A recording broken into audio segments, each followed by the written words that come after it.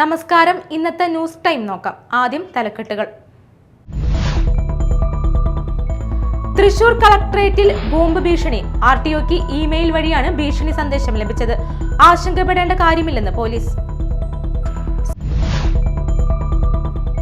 സുരക്ഷയിൽ വിട്ടുവീഴ്ചയില്ലാതെ തൃശൂർ പൂരം വെടിക്കെട്ട് ഗംഭീരമായി നടത്തുമെന്ന് റവന്യൂ മന്ത്രി അഡ്വക്കേറ്റ് കെ രാജനും മന്ത്രി ഡോക്ടർ ആർ ബിന്ദുവും. സാധാരണ രീതിയിൽ വെടിക്കെട്ട് നടത്തുന്നതിൽ പ്രയാസമില്ല. ഇരിങ്ങാലക്കുട ചേലൂർ പെട്രോൾ പമ്പിൽ പെട്രോൾ അടിക്കാനെത്തിയ ബൈക്കിലുണ്ടായിരുന്ന പടക്കം പൊട്ടിത്തെറിച്ചു. ഒഴിവായത് വൻ ദുരന്തം. സംഭവത്തിൽ ബൈക്ക് യാത്രക്കാരായ 2 പേർക്കെതിരെ പോലീസ് കേസെടുത്തു. വാർത്തകൾ വിശദമായി. തൃശൂർ കളക്ടറേറ്റിൽ ബോംബ് ഭീഷണി. RTOക്ക് ഇമെയിൽ വഴിയാണ് ഭീഷണി സന്ദേശം ലഭിച്ചത്. Thrissur city police, bomb squad, dog squad എന്നിവർ കളക്ടറേറ്റിൽ പരിശോധന നടത്തി വരികയാണ്.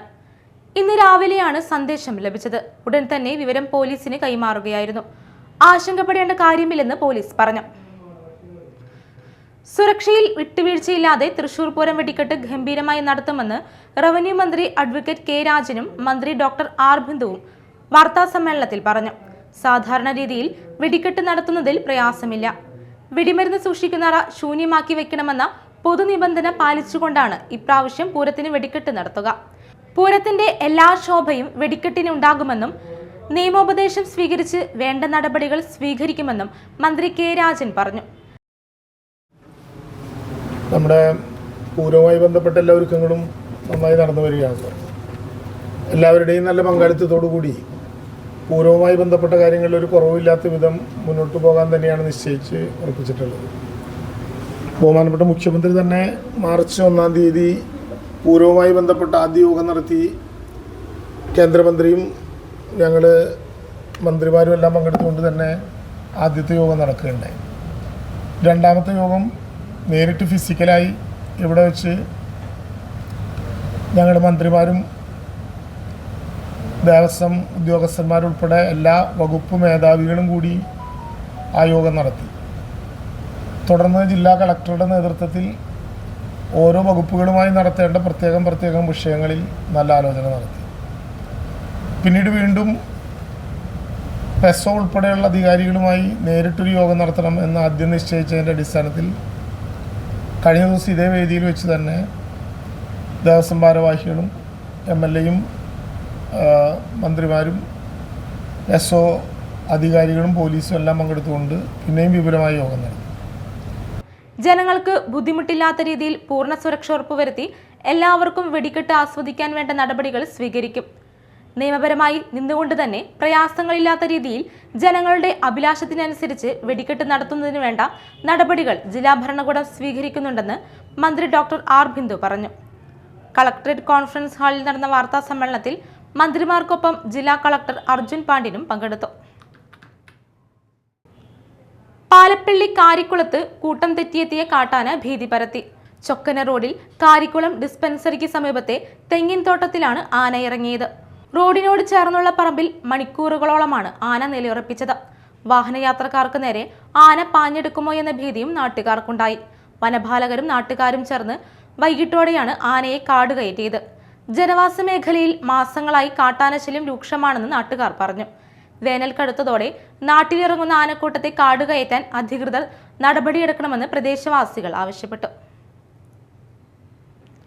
ഇരിങ്ങാലക്കുട ചേലൂർ പെട്രോൾ പമ്പിൽ പെട്രോൾ അടിക്കാനെത്തിയ ബൈക്കിലുണ്ടായിരുന്ന പടക്കം പൊട്ടിത്തെറിച്ചു. ഒഴിവായത് വൻ ദുരന്തം.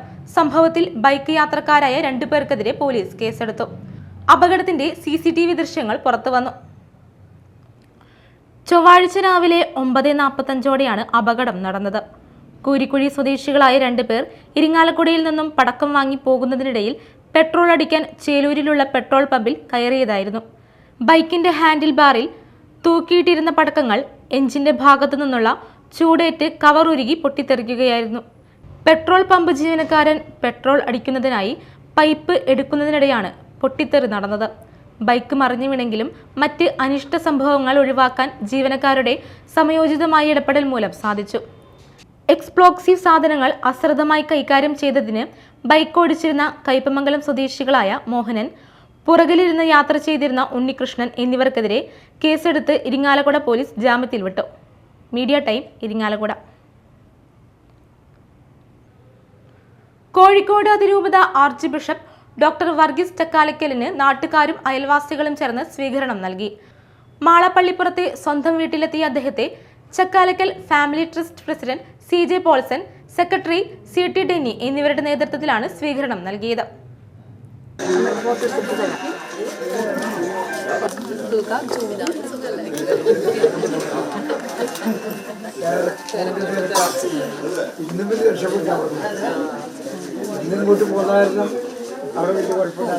മുഖ്യമന്ത്രി വന്നതോടുകൂടി കഥ മാറി.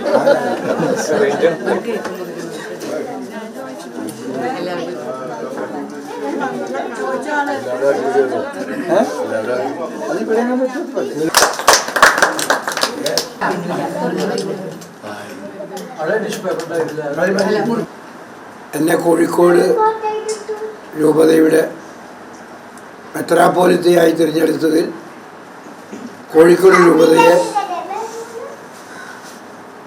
അതിരൂപതയായിട്ട് ഉയർത്തിയതിൽ നിങ്ങൾക്കെല്ലാവർക്കും വളരെ സന്തോഷമുണ്ടെന്ന് എനിക്കറിയാം.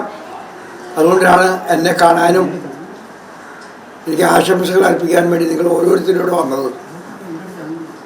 നിങ്ങളോട് ഞാൻ പ്രത്യേകമായിട്ട് നന്ദി പറയുന്നു. നിങ്ങളെല്ലാവരും ദൈവം അനുഗ്രഹിക്കട്ടെ. ഇതൊരു സ്ഥാനത്തേക്കാൾ കൂടുതലായിട്ട് ഒരു ശുശ്രൂഷ പദവിയാണ്. ജനങ്ങളെ സ്നേഹിക്കാനും ജനങ്ങളെ സേവിക്കുവാനും ജനങ്ങളോടൊപ്പം നിൽക്കുവാനും ദൈവം തന്ന ഒരു സമ്മാനം.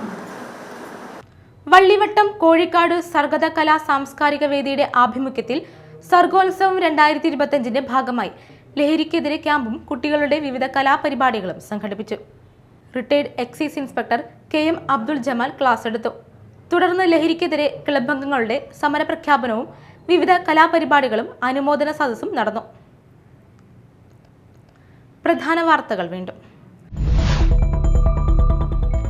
തൃശൂർ കളക്ടറേറ്റിൽ ബോംബ് ഭീഷണി.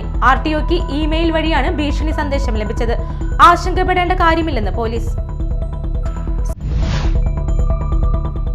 സുരക്ഷയിൽ വിട്ടുവീഴ്ചയില്ലാതെ തൃശൂർ പൂരം വെടിക്കെട്ട് ഗംഭീരമായി നടത്തുമെന്ന് റവന്യൂ മന്ത്രി അഡ്വക്കേറ്റ് K രാജനും മന്ത്രി ഡോക്ടർ R ബിന്ദുവും. സാധാരണ രീതിയിൽ വെടിക്കെട്ട് നടത്തുന്നതിൽ പ്രയാസമില്ല. ഇരിങ്ങാലക്കുട ചേലൂർ പെട്രോൾ പമ്പിൽ പെട്രോൾ അടിക്കാനെത്തിയ ബൈക്കിലുണ്ടായിരുന്ന പടക്കം പൊട്ടിത്തെറിച്ചു. ഒഴിവായത് വൻ ദുരന്തം. സംഭവത്തിൽ ബൈക്ക് യാത്രക്കാരായ 2 പേർക്കെതിരെ പോലീസ് കേസെടുത്തു. ഇതോടെ ന്യൂസ് ടൈം സമാപിച്ചു. നമസ്കാരം.